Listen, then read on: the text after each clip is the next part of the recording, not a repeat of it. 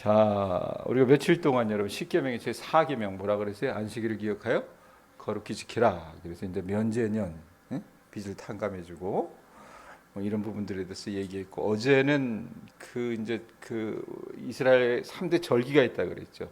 무교절, 6월절을 의미하는 무교절과 그 다음에 77절, 초막절, 이것들이 어떻게 해요? 다 안식일의 규정과 관련돼 있다라고 하는 얘기를 하면서 말씀을 좀 나눠갔어요. 자, 그런데 이제 오늘 신명기 흐름을 이제 계속 이어 나가는데, 말씀에 보면 여러분 우리가 17장 1절부터 읽었지만 18절 한번 보세요. 16장 18절.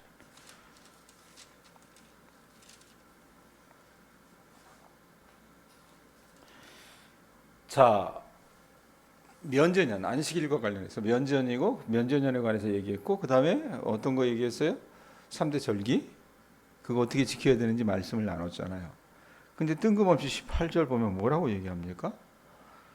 내 하나님 여호와께서 내게 주시는 각 성에서 내 지파를 따라 재판장들과 지도자들을 둘 것이요 그들은 공의로 백성을 재판할 것이니라. 뭐 이런 표현이 있습니다.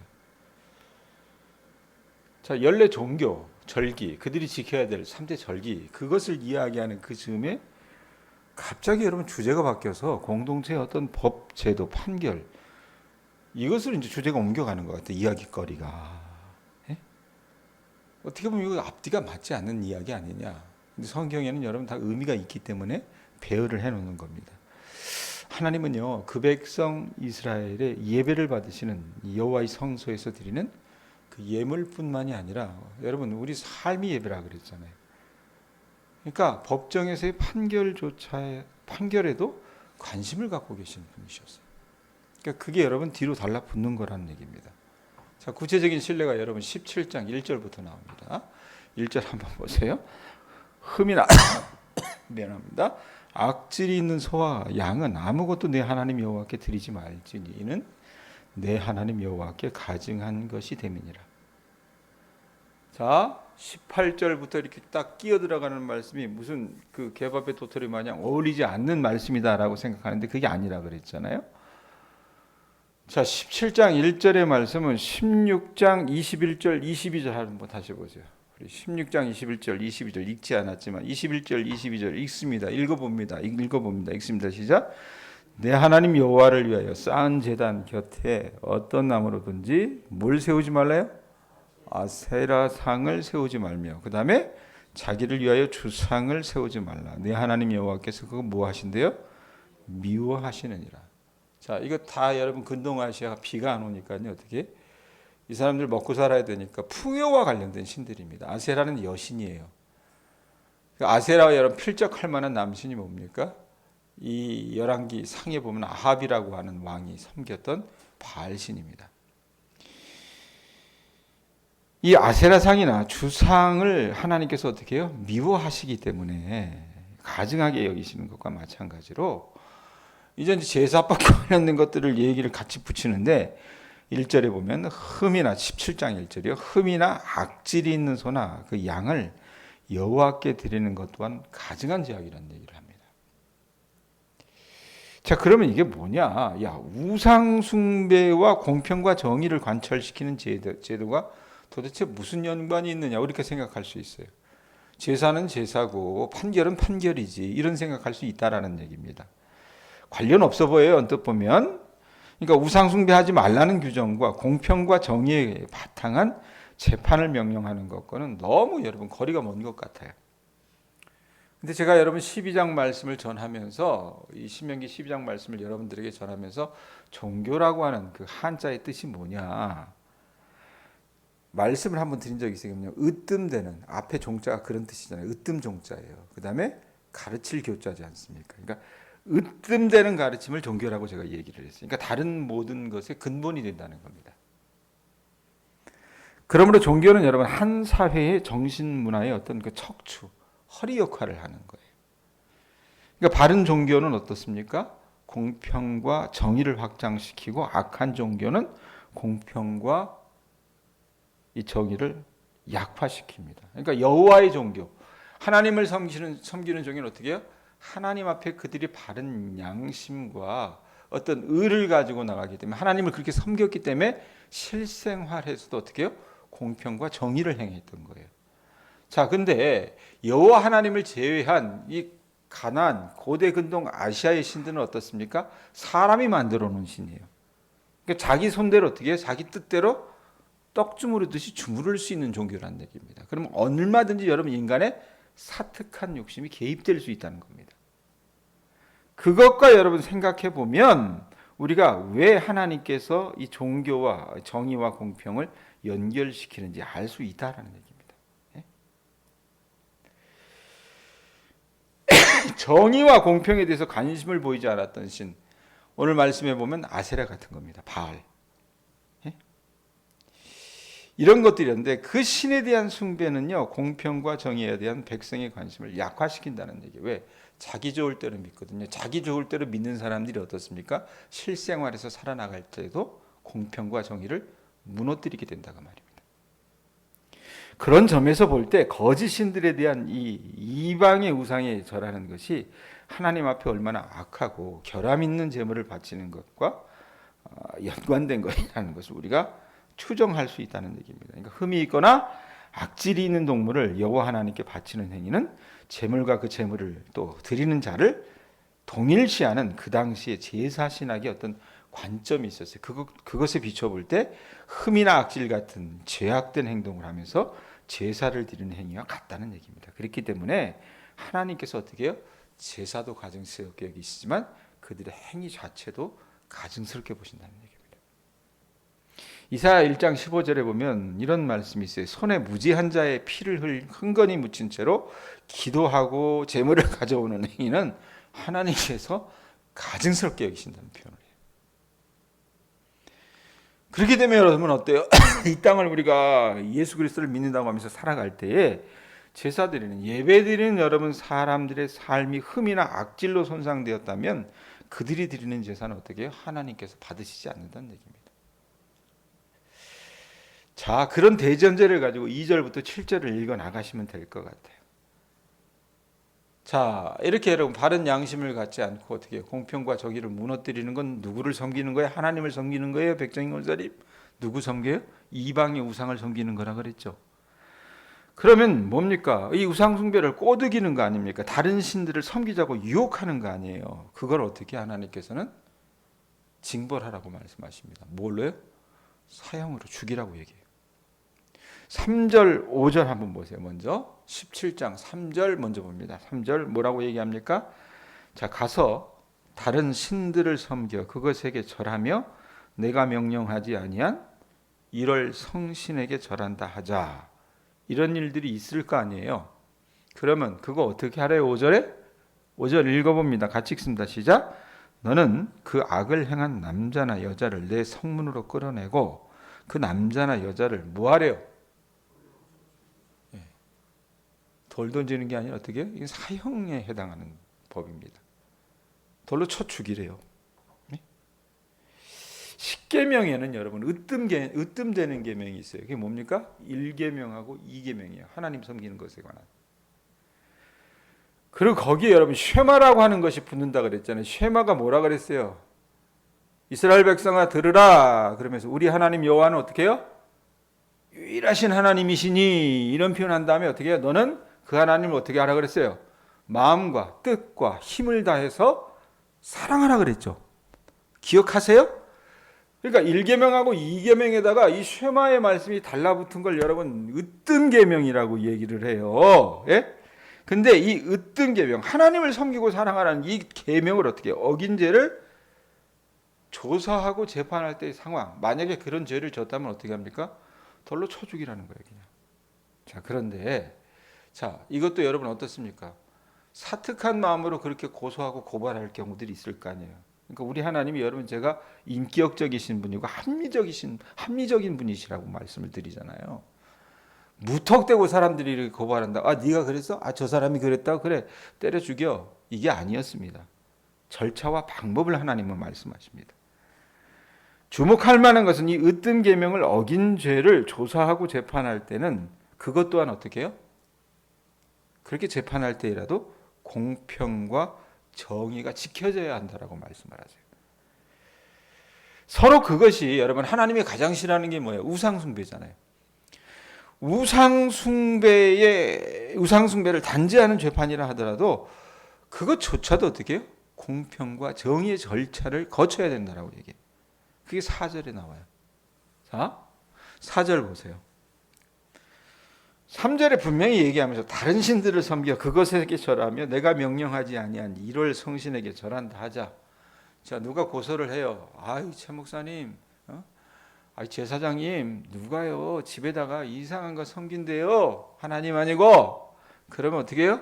옛날 같으면 최 목사가 이 아론 시대, 모세 시대 제사장이라면 어떻게 해요? 때려 죽이자. 저거 하나님이 돌로 쳐 죽이라 그랬으니까. 바로 그렇게 하는 게 아니란 얘기입니다. 4절 보세요. 뭐라고 얘기합니까? 그것이 내게 알려짐으로 내가 듣거든. 그래놓고 뭐가 붙어요?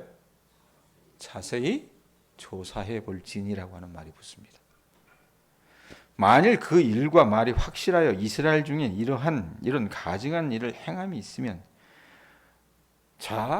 자세히 조사해 보는 것이 여러분 먼저 선행이 돼야 된다고 얘기를 해요. 재판관들은 여러분 진실을 찾기 위해서 어떻게 하라고 얘기합니까? 세심하고 면밀하게 노력해야 하고 성사와 관련된 사실 확인에 무엇보다 최우선순위를 두라고 말하는 겁니다. 자, 그런데 이제 사람을 죽일 때도 어떻게 죽여요? 자세히 조사할 뿐만 아니라 사건이 이렇답니다. 뭐 증거들이 있을 거 아니에요. 근데 증거만 가지고 죽일 수 없습니다. 6절 보세요. 6절 보면 뭐라고 얘기합니까? 죽일 자를 어떻게 해요? 한 사람의 증인으로 죽이래요? 두 사람이나 세 사람의 증인으로 죽일 것이요. 한 사람의 증언으로는 죽이래요? 죽이지 말래요? 죽이지 말 것이며 라고 하는 말씀이 있습니다. 서로 여러분 그게 천인 공로할 어떤 대역죄인, 사형과 같은 중한 범죄 판결이라 하더라도 유죄로 종국에 가서 그 유죄로 사건이 판명되기 전까지는 충분한 수의 증인을 세우라는 겁니다. 한 사람 이야기 듣지 말고 적어도 어떻게 해요?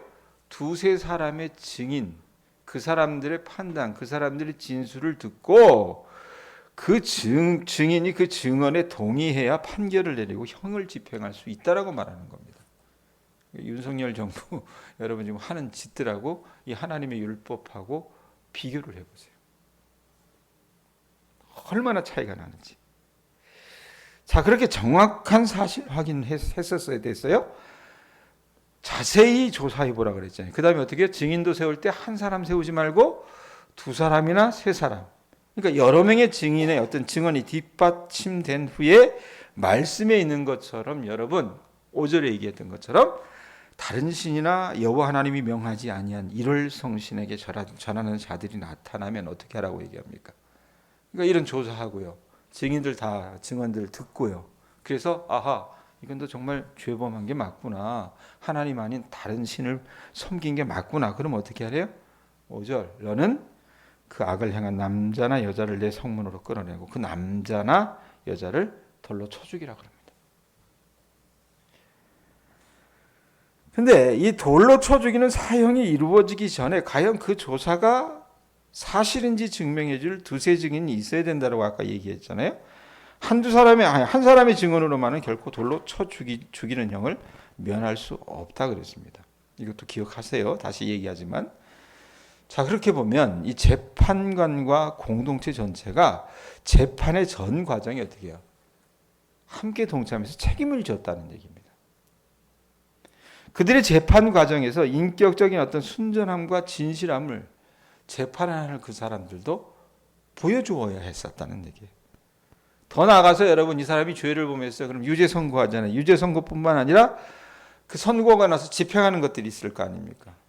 죽일 죄를 졌으면 어떻게 해요? 죽여야 되는데 그 책임을 지는 당사자가 됨으로써 소송에 대한 공정한 어떤 재판 절차를 보증을 했던 거예요. 그렇게 보면 여러분 우리나라 대통령이 소위 말하면 국회에서 법안을 입안해서 올려보면 어떻게 해요? 지금 9번째나 거부권을 행사했다 그러잖아요.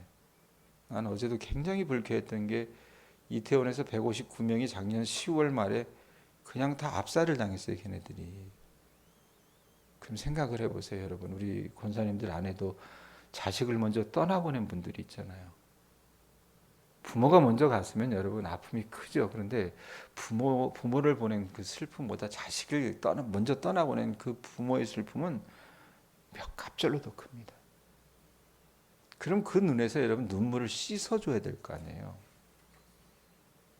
그걸 밝힌 여러분 어떤 그런 부분들을 만들어놔야 될 거 아닙니까? 그런데 도대체 이 대통령은 무슨 생각인지 모르겠지만 그에게 주어진 이 사법의 이 검찰권이나 사법부의 어떤 그릇된 판결을 조장하고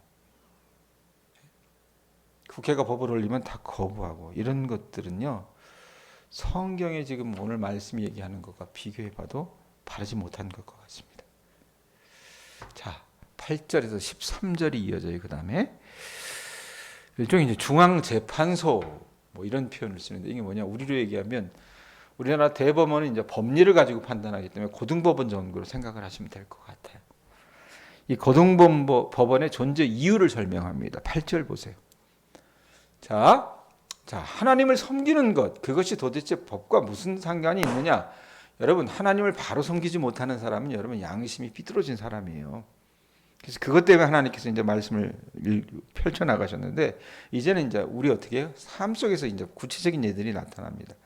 8절 보세요. 내 성 중에 서로 피를 흘렸거나 다투었거나 구타하였거나 서로 간에 고소하여 내가 판결하기 어려운 일이 생기거든 너는 일어나 내 하나님 여호와께서 택하실 곳으로 올라가서. 사람이 사니까 여러분 사람들끼리 사니까 사건들이 발생할 거 아니에요. 소송들이 여러분 나타날 거 아닙니까? 폭행 사건이나 고소 사건이 있다고 칩시다. 자, 그런데 그것의 진위를 판결하기가 힘이 드는 거예요. 목소리 큰 놈이 이긴다고요. 막 죄 지어놓고도 어떻게 합니까? 막 사생결단을 안 하고 달려들어요. 도대체 여러분 지방의 판관이 이걸 어떻게 할 수가 없습니다. 그러면 어떻게 하라는 얘기입니까? 말씀에 보면 뭐라고 얘기해요? 어려운 일이, 판결하기 어려운 일이 생기거든 중간에. 그래놓고 뭐라고 얘기해요? 너는 일어나 내 하나님 여호와께서 택하실 곳으로 올라가라고 얘기합니다. 아마 이거 하나님께서 택하실 곳, 그 당시로 얘기하면 어떻게 해요? 그곳에는 최고재판장인데 우리로 얘기하면 고등법원 정도는 될 거다라고 제가 얘기를 했는데 평신도 재판관들과 제사장 재판관들이 있었어요. 그게 어디 나옵니까? 9절 보세요. 9절 보면 뭐라고 얘기합니까? 자, 그 최고재판장에 누가 있었어요? 레위 사람 제사장과 당시 재판장에게 나가서 물으라 그랬어요. 그 최고 법정에 가서 물으라 그래요. 그리하면 그들이 어떻게 판결할지를 내게 가르치니. 그러니까 중앙성소 하나님의 전이 있는 그곳에 어떻게 해요? 그곳에서 어떻게 보면 우리로 얘기하면 고등법원을 딱 마련해 놔가지고 지방의 판관들이 해결하지 못하는 것들을 가져다 올려서 판단하게끔 했습니다.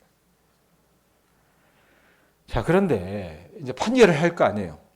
판결을 합니다. 근데 이 사람들이 이 최고재판소에서 판결을 하면 여러분 그걸 수긍하고 받아들이는 사람도 있지만 그러지 않은 사람도 있을 거 아니에요.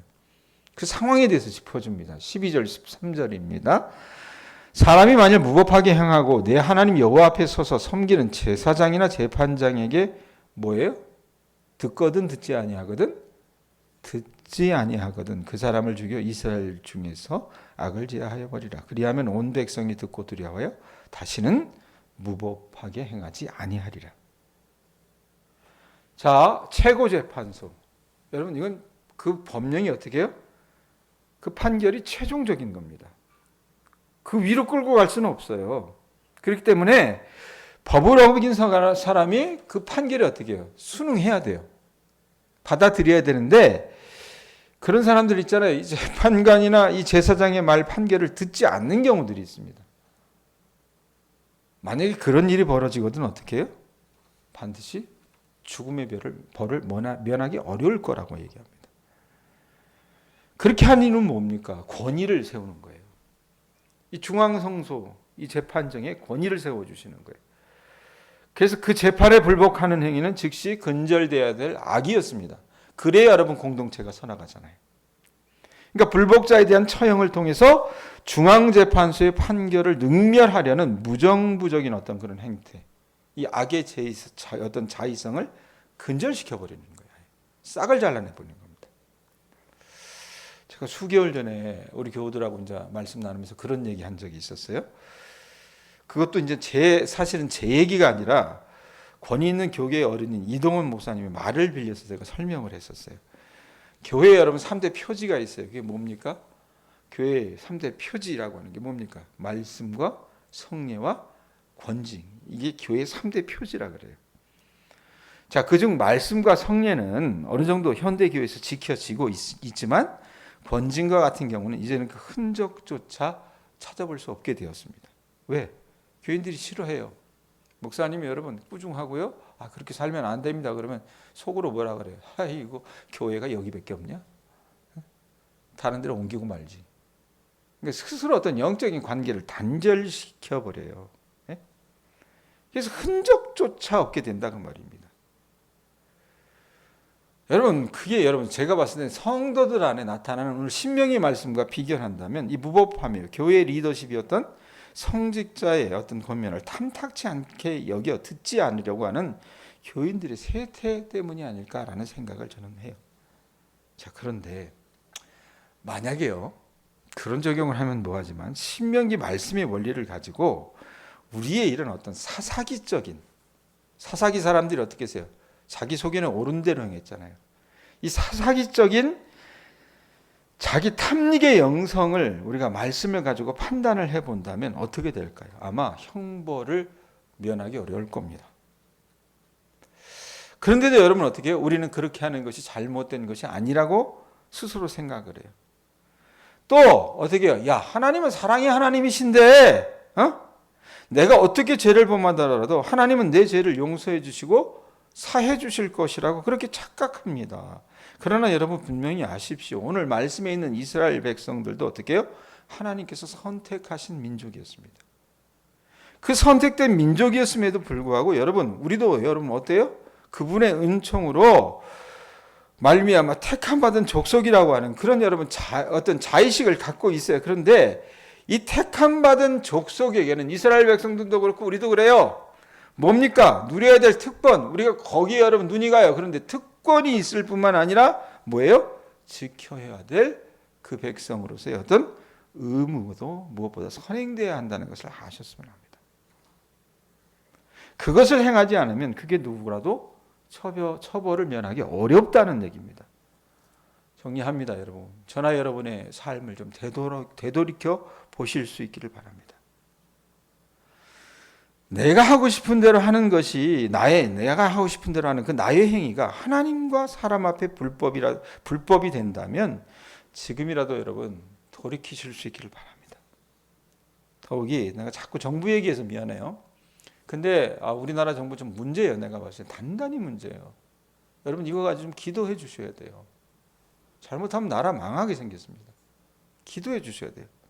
이 윤석열 정부가 행하고 있는 이 불법적이고 독재적인 사법 판단과 무리한 기소, 영장 청구, 거부권, 이런 영장 발급 이런 등의 행위는 그것 자체가 하나님께서 가증히 여기시는 것이라는 것을 우리가 알아야 된다는 얘기입니다.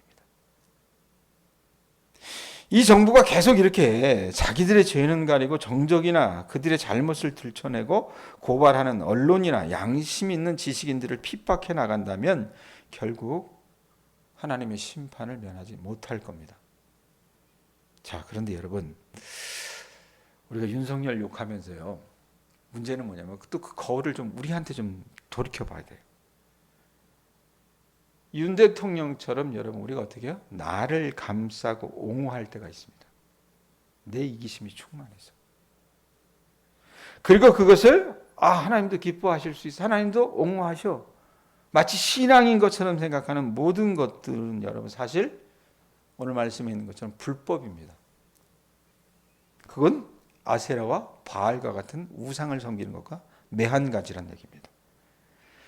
하나님은요 그걸 가증히 여기세요. 그리고 공정하고 엄격하게 집행돼야 될 재판과 형 집행조차도 사법권을 남용하고 사유하는 그 윤석열 정권의 모습조차도 하나님께서 가증히 여기신다면 오늘 우리의 여러분 이런 사사로운 어떤 그런 판단과 행동 또한 어떻게 해요? 가증히 여기실 수 있다는 것들 여러분들이 아셨으면 합니다. 그러므로 저나 여러분이나 오늘 하루를 살아가시면서 우리들의 삶을 거룩하고 진실한 하나님께서 기뻐 받으시는 그 삶의 예배로 드리실 수 있는 주의 자녀들 되실 수 있기를 바랍니다. 아셨죠? 그래서 그렇게 하나님께서 기뻐 받으시는 그런 삶의 제사를 하나님께 오늘 하루도 올려 드리실 수 있기를 축원드립니다. 기도하겠습니다.